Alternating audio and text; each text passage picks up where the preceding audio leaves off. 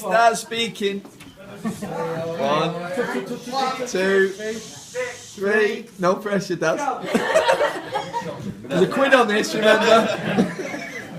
Afternoon, ladies and gentlemen. Speed it up. Can you all hear me at the back?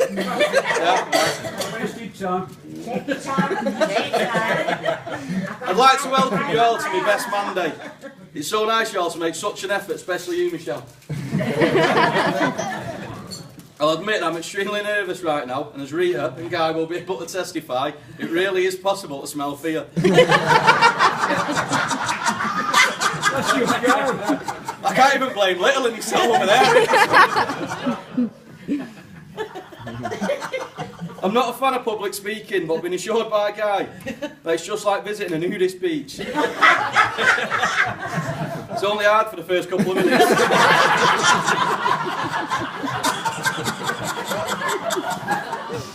Now, for those of you who's entered the sweep, I've gone for 1 hour 27. So, I think you all better strap yourselves in, get your phone switched back on, and just lower your expectations a little bit.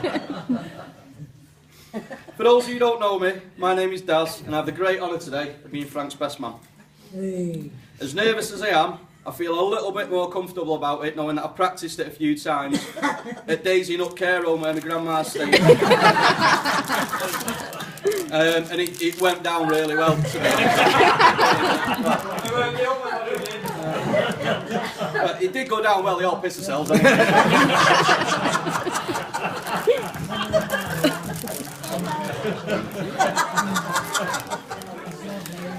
Frank and I have been friends now for about 10 years, and we do have a similar sense of humour.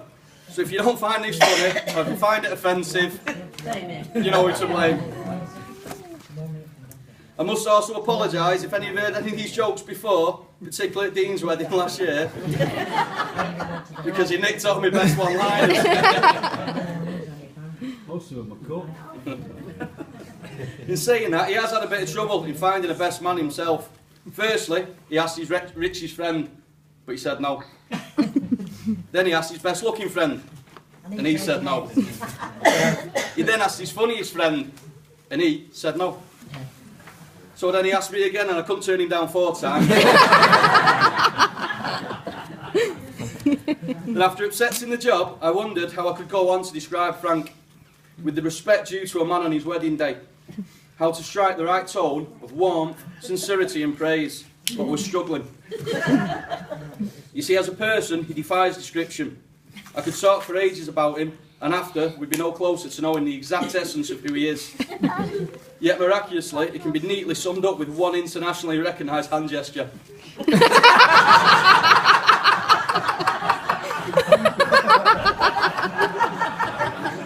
There's the line, Daz. There's the line. If that's the line,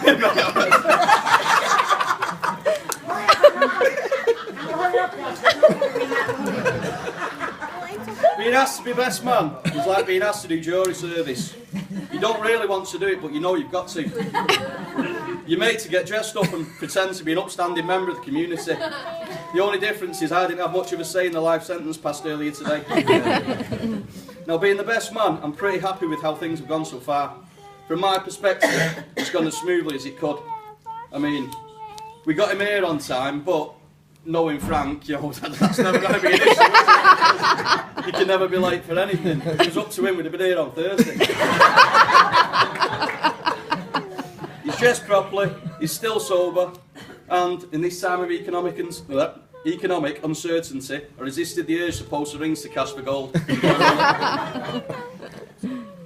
Before we begin on the ritual character assassination of the groom, that is a basis of a traditional best man speech, I would like to thank Frank on behalf of the bridesmaids, who all look amazing and all did a fantastic job today, for his kind words. Mainly because one of them can't speak herself. So.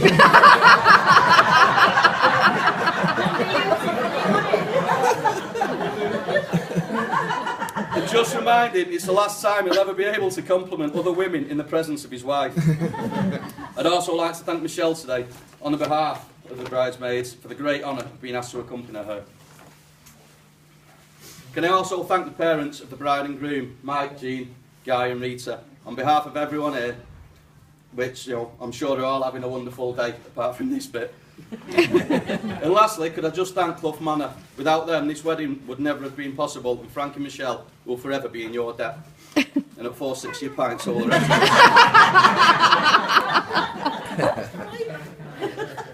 So today, I'm sure you'll all agree, gentlemen, is a truly sad day as another beautiful girl is taken off the available list. And ladies, I'm sure you all agree that today is pretty much the same as any other.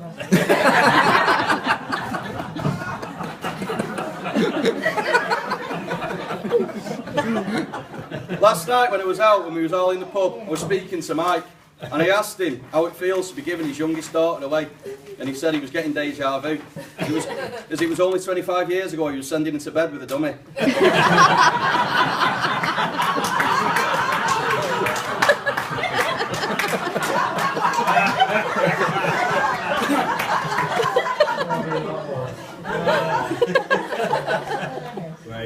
Seriously though, I would like to reassure Michelle's family that men like Frank are really hard to find, mainly due to the fact he's small enough to hide in your handbag.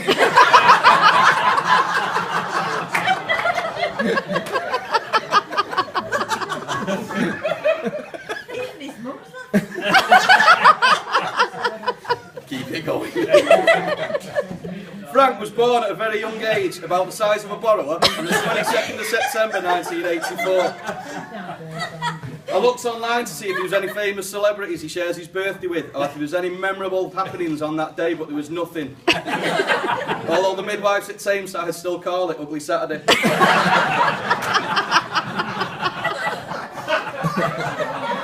If you think I'm joking, that's Rita Short. She only got morning sickness after we were born.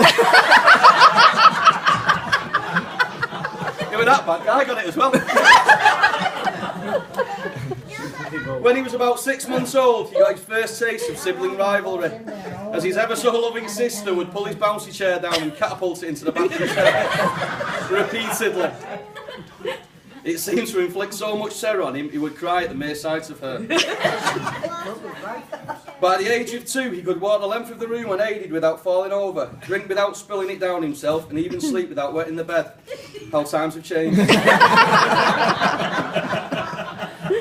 His party trick was to roll on the floor back and forth to make himself fart. Something he's never lost the art of. So talented he wasn't doing it, people used to pay him for the privilege of watching it. At nursery school, he soon realised he was different to the other 3-year-olds, as he was 7.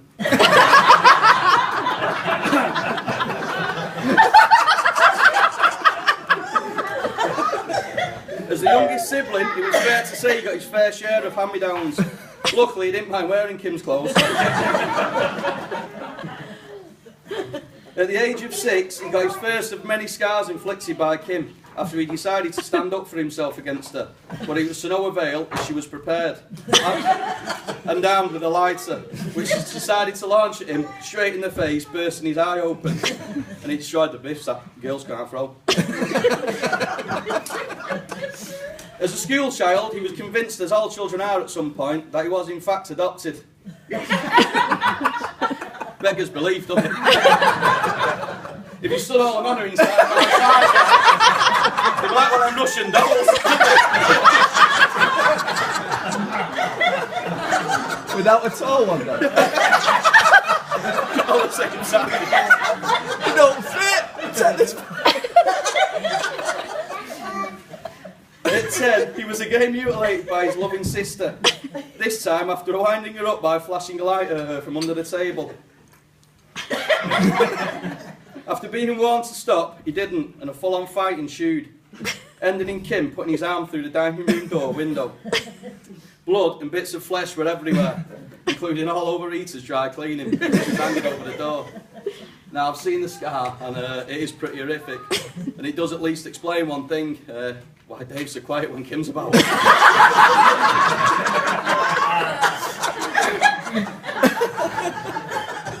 To be fair to her though, she was a protective sister, and nobody was allowed to bully him except her.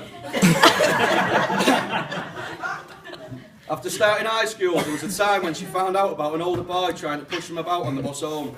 She went in search for the boy after she got off the bus, found him, and proceeded to knock 10 bells out. Needless to say, he didn't do it again.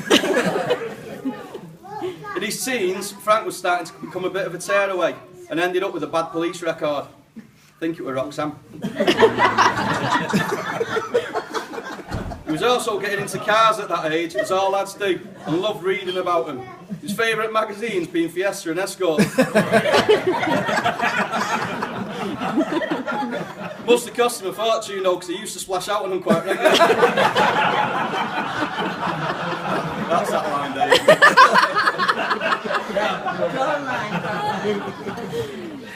As an adult, he's enjoyed playing football, darts and golf to an half-decent standard, consistently shooting scores into the low 80s. Of course, he generally only plays 9 holes. Now, there's far too many cheap, short jokes thrown out about him, and I was trying to be better than that by not filling this speech full of them. Saying that, he's the only man I know whose full body's on his passport.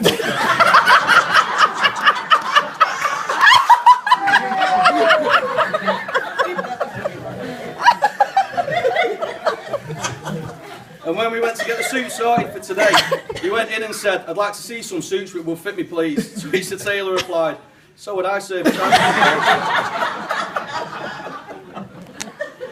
It's also common knowledge that he has anger issues and a bit of a short fuse, no pun intended. So much so he once went to see a fortune teller to have his fish read. Now generally the best man tells a few funny stories about the groom in his adulthood, but to save his embarrassment and to save a bit of time, because I know, none of you have gone for 45 minutes, I've decided not to tell you the one about when he got his boxers ripped to shreds by an unruly Hindu in Dublin while he was still wearing them. The time he had an issue fit like a big girl at Sunday League football when he weren't allowed to take a penalty. Or the time he come working with me for a bit and within 3 hours he'd had an electric shock and burnt an hole in his finger. Or the time in Austria when he was about to be arrested by armed police for taxi grinding. If you've seen Back to the Future, it's like Marty McFly but without shit. So obviously his best man had to step up to the plate, come and pay his on-the-spot fine, at which point Sean decided he wouldn't antagonise the police whatsoever by coming and doing a Klinsman. I think you got fined for that as well, didn't you? After giving your ID. As for the stag do in Benidorm, and I must say a big thanks to those who made the effort and attended. Don't worry, Michelle, his conscience is clean. Which is more than I can say about some, Dave. Watch Kevin a bit like that, what do you mean by that?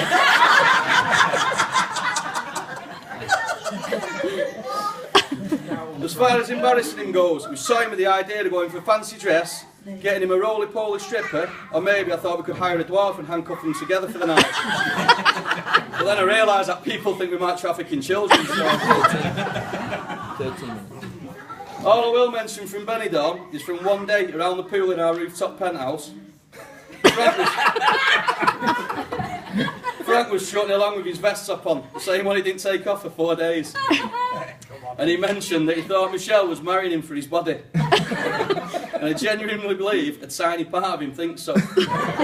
I'm sure we can all guess which tiny part that is.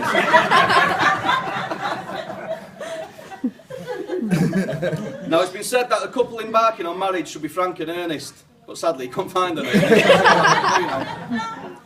They met under a crowded bar in Judges, Staley Bridge. Frank was struggling to get served and was desperately trying to make eye contact with a member of the bar staff. Fortunately for him, they had one at the same eye level.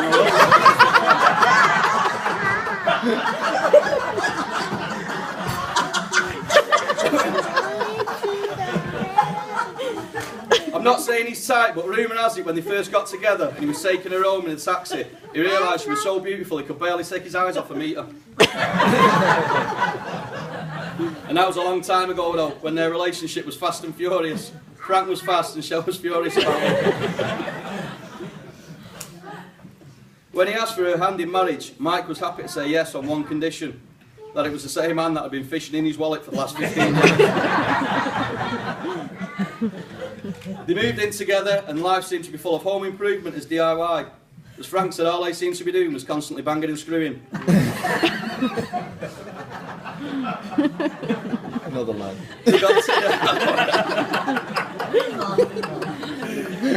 They You got Tilly the dog, and then along came Declan. And the last 5 years has all been Mickey Mouse Clubhouse, Teenage Mutant Ninja Turtles, Marvel superheroes, Cars, and Toy Story. The latter one I think must have been Michelle's favourite, because Frank says her two favourite toys are called Buzz and Woody. As a couple, they've been described as being fastidious. I don't know. I don't know what that means. We've established Frank's fast, so just have to make sure idiots. Now that brings me nicely on to Michelle. I feel I've got to be gentler with Michelle than I did with Frank. Well, after that last gag, I owe it to her really, don't I? So, I'm going to the first wedding ever where the bride's been called idiots. Apologise. To be fair, Frank did say I was on trial today. If I did a good job, I could bit best man at his next wedding as well.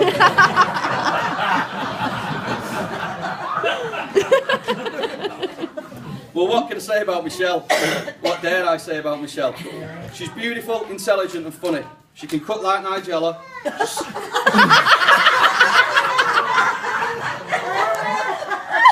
You've downloaded that speech, haven't you, Dad? She sings like Catherine Jenkins, and she has a patience of a saint. I can honestly say, Frank, you are the luckiest man alive. Turns out she writes a mean best man speech as well.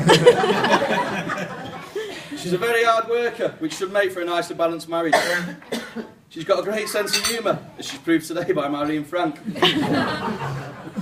She's a great believer in the future and not the past. When I asked her what she thought about Frank's history and him chasing girls, she said that dogs chase cars but can't drive. Also, when discussing past girlfriends, Frank divulged the fact he once slept with a Brazilian. Shell went spare calling him a right slapper and that she'd hoped he'd been tested. Then, after a few minutes when she calmed down, she asked, "How many's a Brazilian?" And the first holiday they had together, Frank told me that she let him have the window seat because she just had her hair done. In all seriousness, Michelle, as beautiful as you look today, and you do look stunning, saying that you deserve this man is the highest compliment I'm capable of giving you. You're selfless, caring, warm, and will do anything to protect those he loves. He's my best friend, and believe me, I just don't pick anyone. He's been through boot camp, judges' houses, and public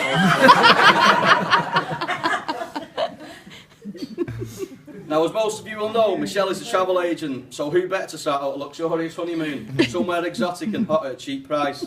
Mauritius, Dubai, Maldives, Caribbean. Well, it turns out they're actually going to North Wales. At least that's the impression I got, because when I asked Frank he said what he was doing for the honeymoon, he said, because Declan's not going, he's just going to Bangor for a week.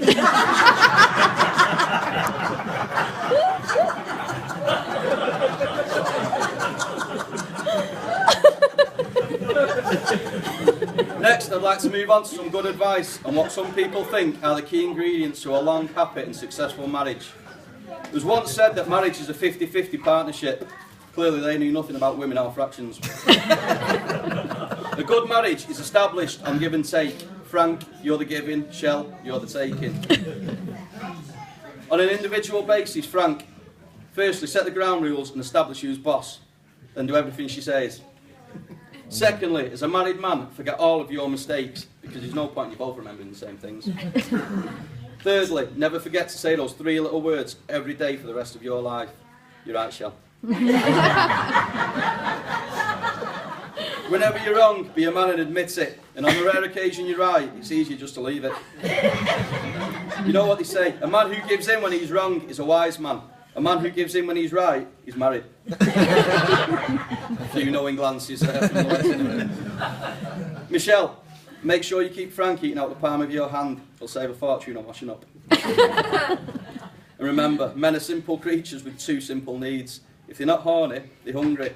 So if you ever see him without an erection, make him a butty.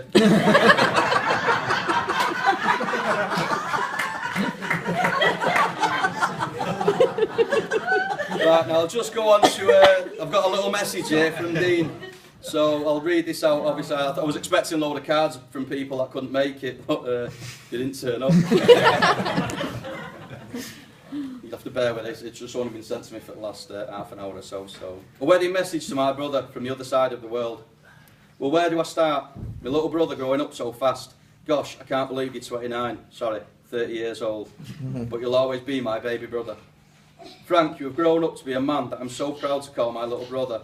What a great dad you are and a husband you will be. I've been sat for hours in this 40-degree heat trying to think of all the funny stories we have had growing up. And I think you probably covered most of them in our wedding last year, but decided that all our memories shared together growing up are special. But especially City, you becoming a dad to a gorgeous Declan and making me a proud uncle and doing us a great honour being my best man. Well, you know I'm a man of few words, so I'll round it up, but I just wanted to say, wish we could be there with you all. We're not there in person, but we're there in spirit with you, today and every day. Congratulations to you both. One bit of advice would be to enjoy every second of your special day, as it will go so fast. Not fast enough for me. Wishing you all a luck and happiness in the world. Love you, brother. From the 3 Mainwarings down under.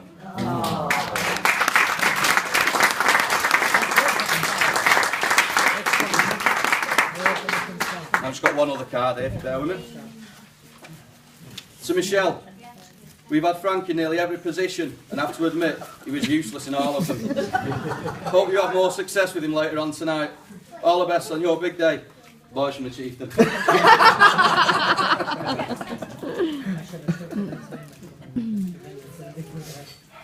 So that's it all done with now, and they've agreed to marry, for better and for worse. Which is quite appropriate, as Frank could have done any better, and Michelle couldn't have done any worse. Now, everyone can see they truly are the perfect couple, aren't they? Pure and simple. Michelle's pure.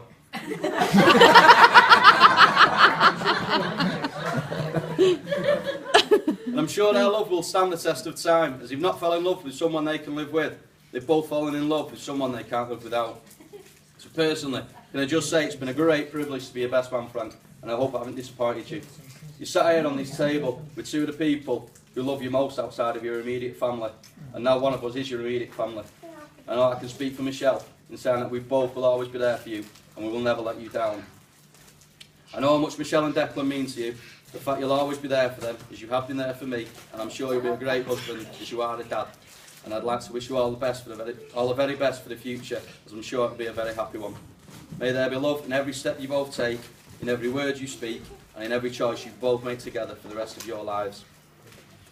To end my speech, finally, I'd just like to share a few words of wisdom.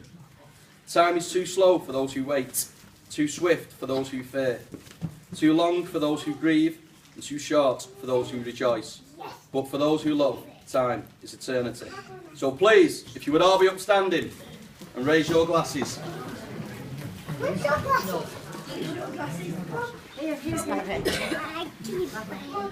To love, to laughter, to happy ever after. As Frank and Michelle start their new life, please, would you toast the new husband and wife, the bride and groom? Cheers, Princess, cheers. Cheers, pal. And now if you'd all kindly remain standing for my ovation. The best man!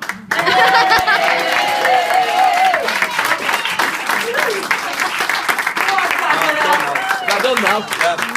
23-12, Daz, we want to announce it. 23-12. I said 20.